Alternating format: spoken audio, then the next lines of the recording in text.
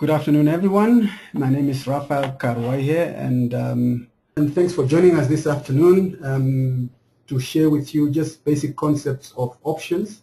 Today, for those of you probably who attended last week, was it 2 weeks ago, on the 4th of June, we had Derivatives 101 for futures, just the basic concepts of what we mean by that. And this is just a very good follow-up on the previous one, where we now go a step further and look at options. Again, normally it's very difficult to pitch the options presentation because people may be at different levels of understanding, and I have tried my best to try and capture, from the very low to trying to insert a couple of exciting, concepts on futures as well. So let's I hope you're going to enjoy this with us as we go along. Again, okay, let me just bring them all of them in forward just to show you. The question is always, when did options start? Like we had with futures markets as well. It's depending on the kind of literature you are reading, you'll hear a lot of cases as to and claims as to when was the first option basically started, and you can see on that slide. But perhaps by 1977, maybe that's probably when we have the kind of option structures that we know today.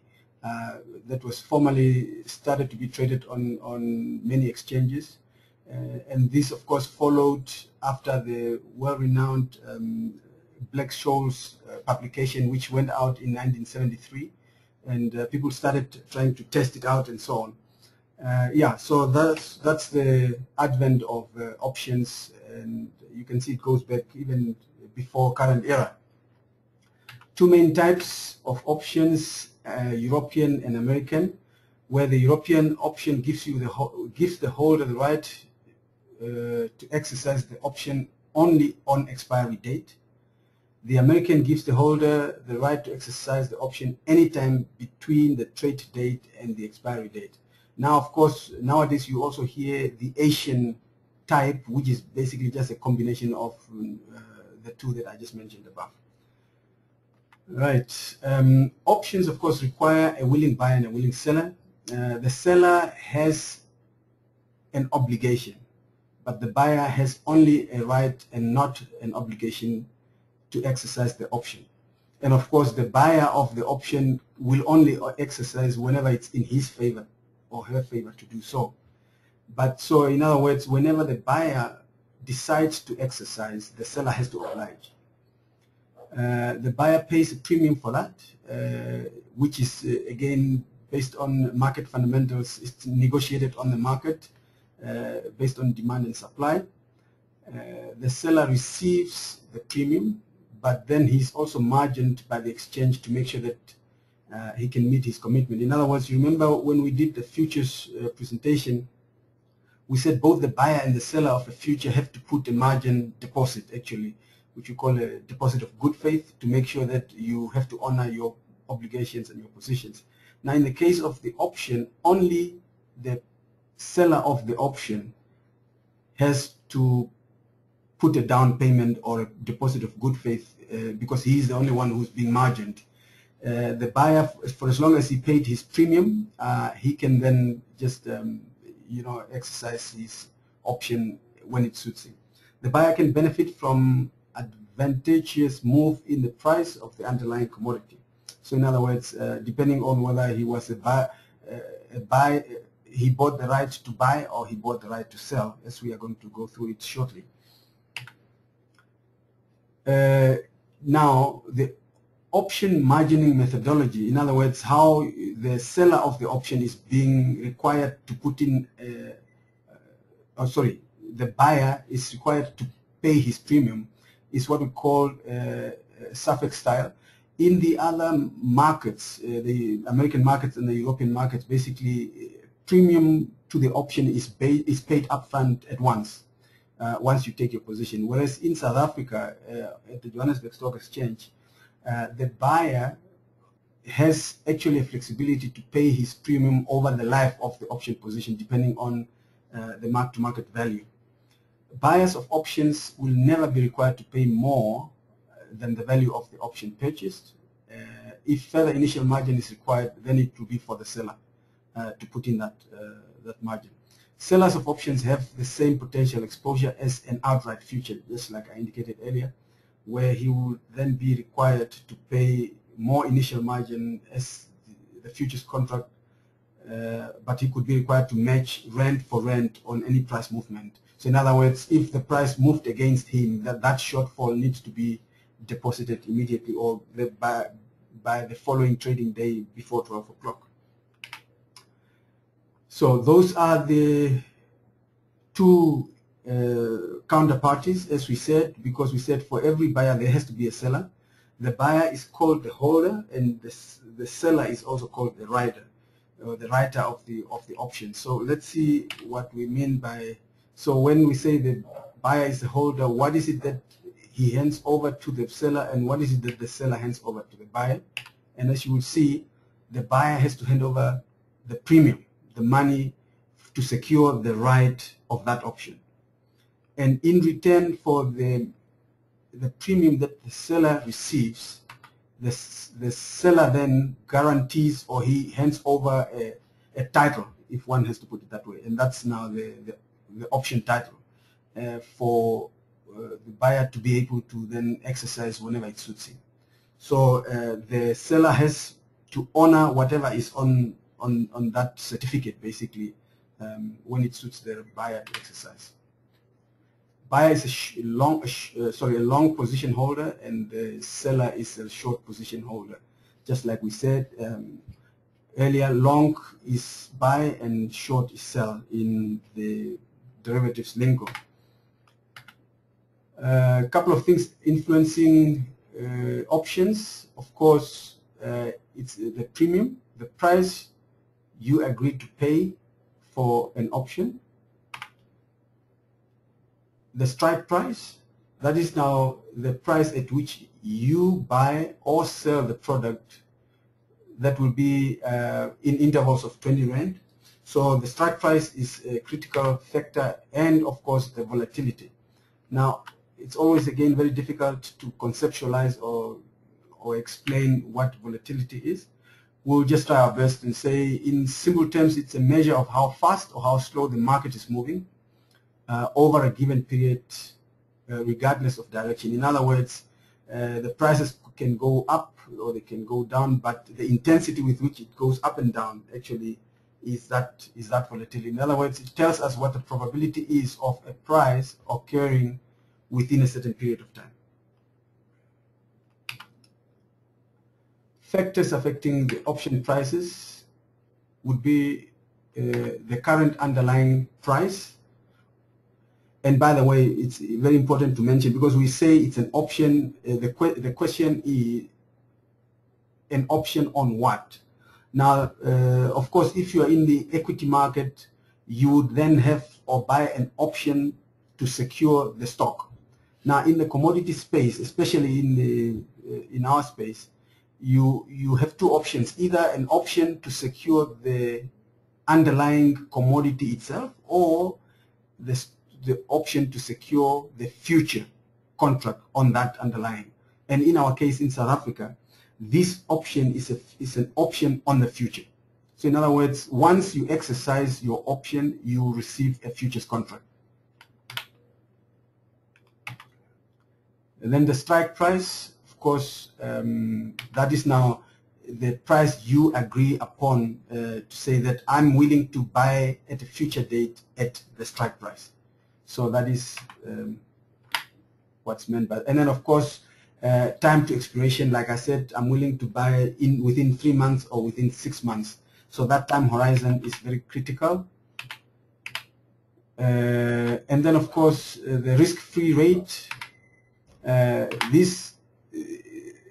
Those 2, 4, and 5, risk-free rate and dividend yield, of course, we hardly use them, especially in the agricultural space, but they are more common in companies, listed stocks that are paying out dividends and so on, where you have those kind of we take like a risk-free rate of 0 and no dividend on any of our commodities in any case.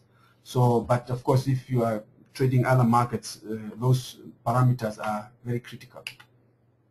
And then, of course, volatility, which is denoted by that sigma there. And your option type, is it a call or is it a put? And again, we'll explain later that, as you may recall, a call option gives the buyer of that option the right to buy, and the put option gives the buyer of that option the right to sell. And so it's just a mirror image of the other.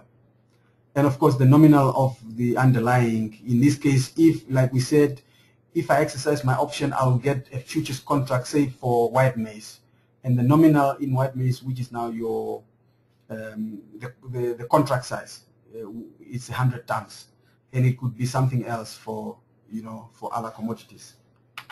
So that's denoted by that N there. So as you can see, these are the critical parameters that actually form the Black-Scholes model, and that then determine P, which is the premium or the value of your option. So, and like we said, that P is determined in the market based on supply and demand, and it's a price that fluctuates just like any other price. But of course, the option writers who want to profiteer on selling these products have to take all those parameters that we indicated there into consideration before then he can settle for a particular price that he's willing, or premium that he's willing to receive for the risk he's taking. So intuitively, what are we saying here? The price or the value of a call option is equivalent to the present value of the expected amount received by the writer less the present value of the expected amount that is paid out. So in other words, typically you see the option model mathematical expression being written like this, and you see that it has got two components, one which is the net income and the other one which is then the net outflow.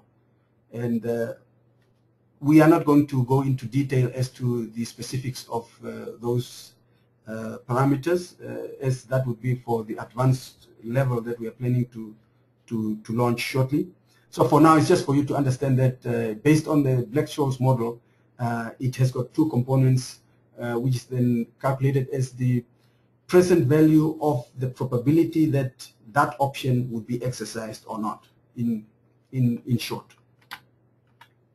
And I'm having here just an example of that Black-Scholes calculator, and you will see if you go to on our website, the JSE website, you find it freely available, where once you submit these parameters, for example, your futures price, actually I'm seeing this gap here, this is a strike price, maybe it's, I don't know why it's not coming there. Days to expiration, that's your time horizon, how many months or days before it expires. Then of course your risk-free rate and your dividend yield. I indicated that for now we'll just set them at 0. Is it a call or is it a put? And then the nominal in the case of maize is 100 tons. And then say, for example, if we know all these parameters, but on top of that, we know the volatility. We happen to know the implied volatility because the JSE also publishes these figures. Then you can actually use the Black-Scholes calculator to actually determine the premium or the price of the option. So the volatility and the price are quite interchangeable. And you see that conversely, if you know the price or the premium, you can determine the volatility, or the other way around. But of course, these also are also quite readily available as you, and you see there, I just swapped them. So in other words, where you have got the price given, you can determine the volatility as well. Oh, there is a strike price that was missing, and it completes the picture. All right, so this is just another example just to show you if we have these parameters, we can easily determine the table that you see here. Like we said, either we know the value of the vols or the value of the price, plus these other inputs that you see here, we would be able to give you a price like this. And these numbers would never change for those parameters. It's very consistent because it's an output from a mathematical model. And yeah, so some people or the option writers would typically monitor the vol differences and then see if that price or that premium is a fair value for them to actually be able to transact or not. The strike price is always coming, but coming much later. Let's move on. All right, we also have option terms that I would like to share with you. The premium of the option has got two components which are very critical, and it's the one part called the intrinsic value and the other part called the time value. So as you can see in the final equation here, the sum total of your intrinsic value and your time value gives you the fair value, so to say, of your premium. Now, intrinsic value is actually the difference of the strike price and the currently traded futures price. In other words, that futures minus strike or strike minus futures, depending on whether it's a put or a call, as we will see later. That gives you then the value that you are in the money, actually, as we put it. So, and in fact, you will be able to decide to exercise your option because it's rewarding for you to do so. So in that case, we say your option is having intrinsic value. Time value is just the time left to expiration of your option, basically, and that plays a role. And it also, in other words, depending on whether you set a premium for a 6 months expiry or for a 3 months expiry, that time horizon will make a difference on the value of your option. And it's basically just what you see there. This one is a typical call option, and during this period here, you see that it's basically just time value. It has got no intrinsic value, and you will see only when you move from here in this direction, this is your strike price. So if your settlement or your current traded price is above your strike price in the case of a call option, then you are in the money, basically. And then this is your, when you have got positive intrinsic value. Yeah.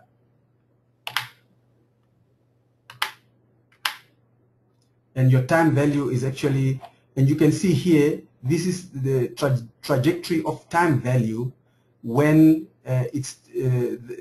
there's still quite a lot of time to expiration, because when you get closer to expiration, this red line actually gets superimposed over this purple line?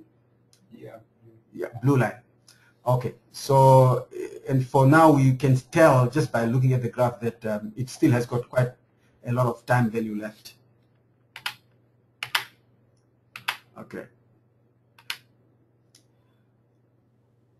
So it does not matter what the future price is, the option will always have time value until it gets to expiration.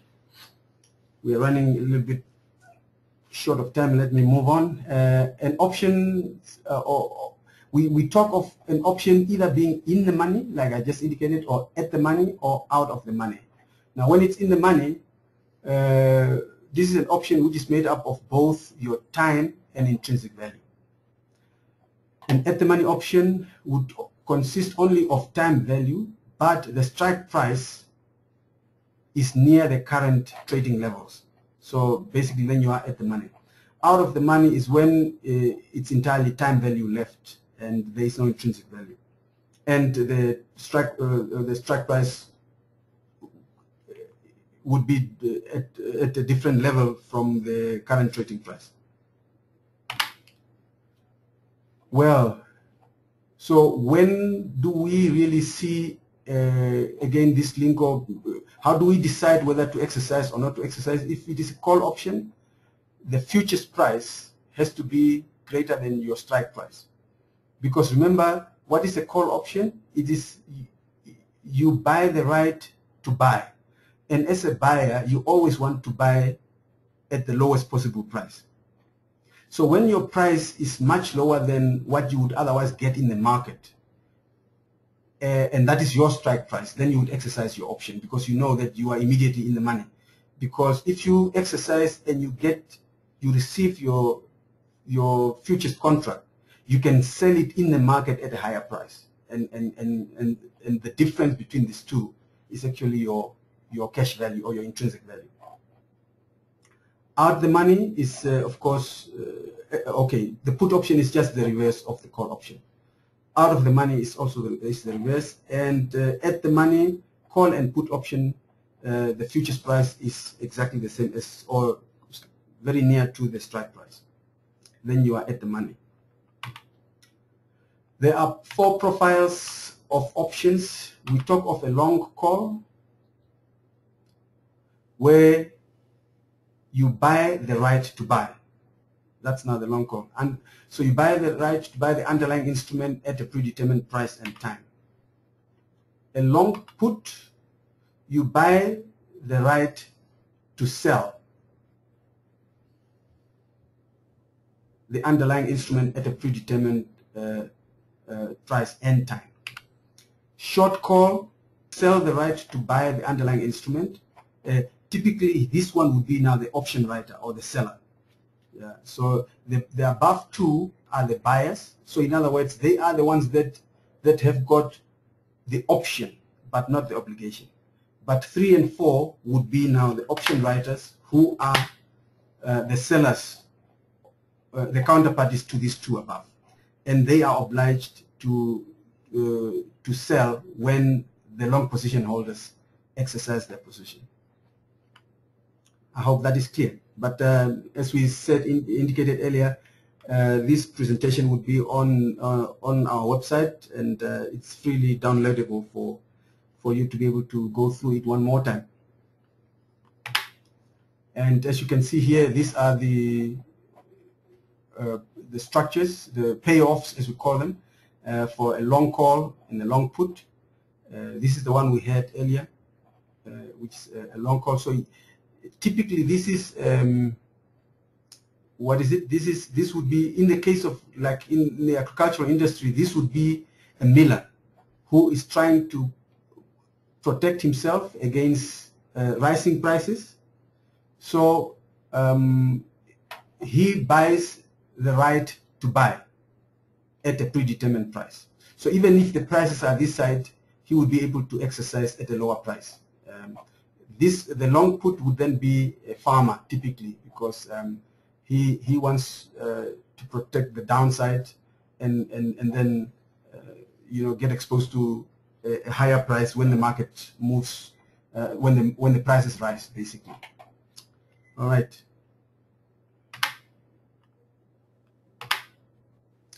Another thing I wanted to share with you is just to say that options are very, very similar to insurance policies, and this is why we call them hedging instruments in our industries, because that's exactly what they do. And some of these type of insurances you can't get in the open market ready-made, and that's why the options actually are essential hedging tools or insurance tools.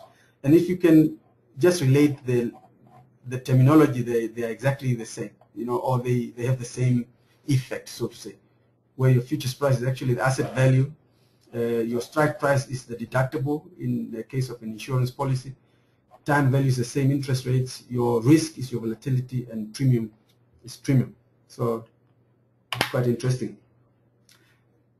Here I just wanted to share with you, for example, this is now typically when you become quite experienced in trading options, you would end up now trading combinations of options to actually either improve your, especially the sellers of options, because they're exposed to unlimited risk in the event when the option buyers exercise. So many a time they would sell an option but also buy back something else to cover their downside risk, basically.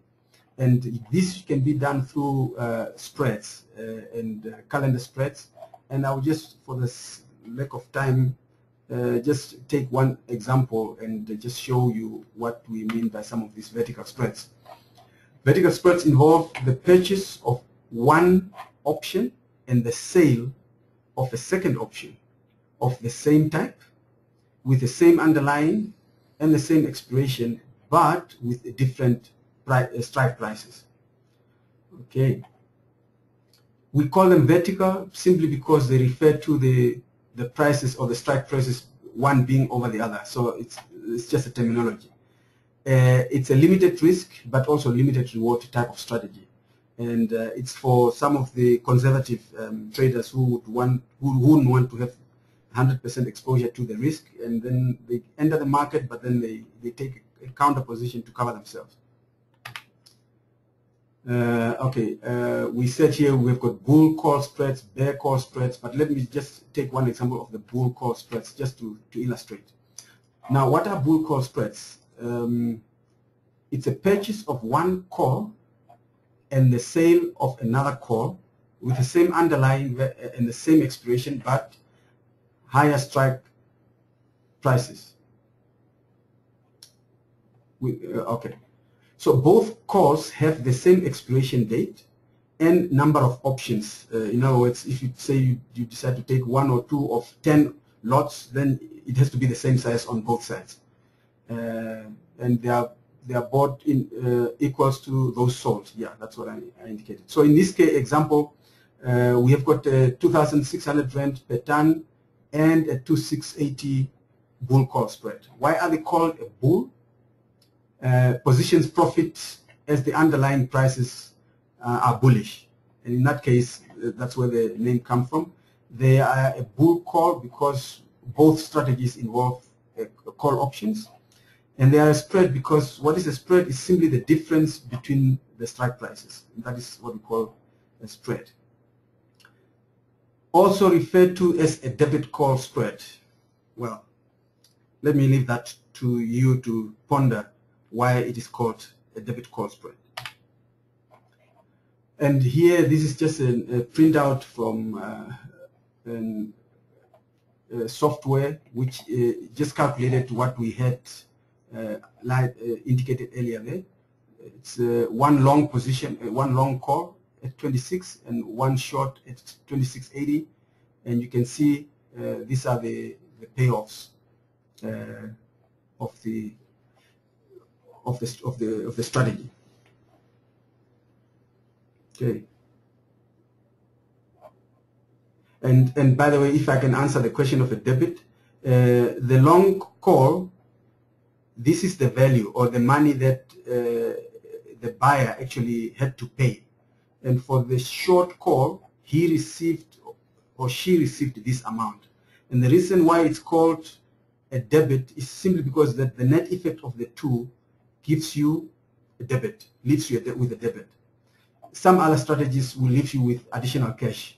So you expensed to buy, but then when you sold, the income you got is higher than the one you sold. So you have got a little bit of a surplus, and that would then be a credit. And in this case, this is a debit. So these are some of the illustrations that I just wanted to share with you this afternoon. I have so many issues I would have loved to share and to illustrate, but the time is against us, and what we have decided to do is to actually just do frequent presentations where we look at different topics. So I leave what I left out in this one in other presentations. Thank you.